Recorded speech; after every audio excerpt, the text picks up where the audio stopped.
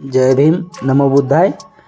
भीमरावांचे शिक्षण चालू ठेवण्याचा दूरदृष्टीचा निर्णय. इसवी सन 1904च्या डिसेंबर महिन्यात सुभेदार रामजी सातारा सोडून मुंबईला सहपरिवार आले आणि लोअर परळ भागातील डबक चाळ नावाच्या एका इमारतीच्या एका छोट्याशा खोलीत राहू लागले. त्यांना वाटत होते की मुंबईत आपल्या मुलांच्या शिक्षणाविषयीचे आपले स्वप्न नक्की पूर्ण होईल. रामजी ज्यावेळी मुंबईत राहण्यास आले त्यावेळी शाळांना हिवाळ्याची सुट्टी चालू होती. त्यामुळे आनंदराव आणि भीमराव यांची नावे शाळेत घालण्यासाठी थोडे थांबावे लागणार होते. तोपर्यंत रामजी नोकरी मिळवण्याचा प्रयत्न करू लागले. तेवढ्या काळात त्यांना नोकरी मिळाली नाही. हिवाळ्याची सुट्टी संपली आणि रामजींनी आनंदराव आणि भीमराव यांचे पुढचे शिक्षण चालू ठेवण्यासाठी त्यांची नावे प्रथम मराठा हायस्कूलमध्ये घातली. पण रामजींना लवकरच माहीत झाले की त्या हायस्कूलचा अभ्यासक्रम उच्च दर्जाचा नाही. त्यांनी ताबडतोब मुलांची नावे मराठा हायस्कूलमधून काढली आणि एल्फिस्टन हायस्कूल नावाच्या सरकारी हायस्कूलमध्ये घातली. सुभेदार रामजींना मुंबईत नोकरी मिळणे कठीण झाले. मुंबईत नोकरी मिळेल म्हणून ते मुंबईला आले, पण ते नोकरी मिळवण्यात यशस्वी झाले नाही. कुटुंबाचा खर्च, मुलांच्या शिक्षणाचा खर्च कसा भागवायचा हा प्रश्न सुभेदार रामजींना त्रस्त करू लागला. बराच विचार केल्यानंतर त्यांना एक मार्ग मिळाला. त्यांनी आनंदरावांचे शिक्षण बंद करून त्यांना नोकरीला लावण्याचा निर्णय घेतला. आनंदरावांच्या शिक्षणातील प्रगती अशी तशीच होती. वर्गात जेवढा अभ्यास होईल तेवढा त्यांचा अभ्यास असेल. ते फार शिकतील असे रामजींना वाटत नव्हते. त्यांची प्रकृतीही साधारणच होती. त्यांचे शरीर उंच, कमजोर, निमगोरे होते. त्यांचा स्वभाव अबोल व आज्ञाधारक होता.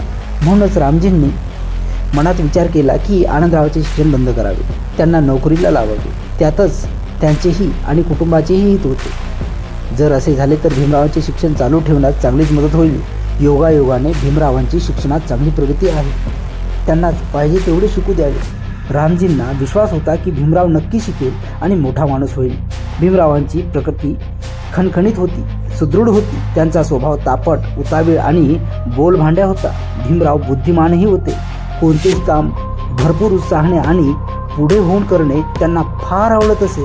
अभ्यास करण्याच्या बाबतीत जरी टाळाटाळ करणे, चुकारपणा करणे, लवकर लक्ष न देणे असे तरीही भीमराव आपल्या विलक्षण बुद्धिमत्तेने गुरुजनांना प्रभावित करण्यात पटाईत होते. आपल्या विविध गुणांनी भीमराव सर्वांचे लक्ष वेधून होते. सर्वांना वाटत होते की भीमराव खूप शिकून मोठा माणूस होणार. रामजींचा सुद्धा असाच विश्वास होता की भीमराव खूप शिकेल आणि कीर्तिमान होईल. म्हणून त्यांनी भीमरावांचे शिक्षण चालू ठेवण्याचा योग्य व दूरदृष्टीचा निर्णय घेतला. शिक्षण घेऊन 8-9 वर्षापूर्वीच नोकरीला लागलेले बाळाराम हे रामजींचे थोरले चिरंजीव होते. त्यांचे लग्नही झालेले होते. ते आपल्या कुटुंबासह नोकरीच्या गावी राहत होते. त्यांच्या कुटुंबाचा खर्च त्यांच्या पगारातून भागत असे. त्यामुळे आनंदराव आणि भीमराव या बंधूंच्या शिक्षणाच्या खर्चासाठी आणि वडील रामजी यांच्या कुटुंबाच्या खर्चासाठी बाळाराम यांची आर्थिक मदत होत असे. अशा परिस्थितीत शिक्षण बंद करून आनंदरावांना नोकरीला लावणे आणि भीमरावांचे शिक्षण चालू ठेवणे एवढा एकच दूरदृष्टीचा उपाय रामजींच्या समोर होता.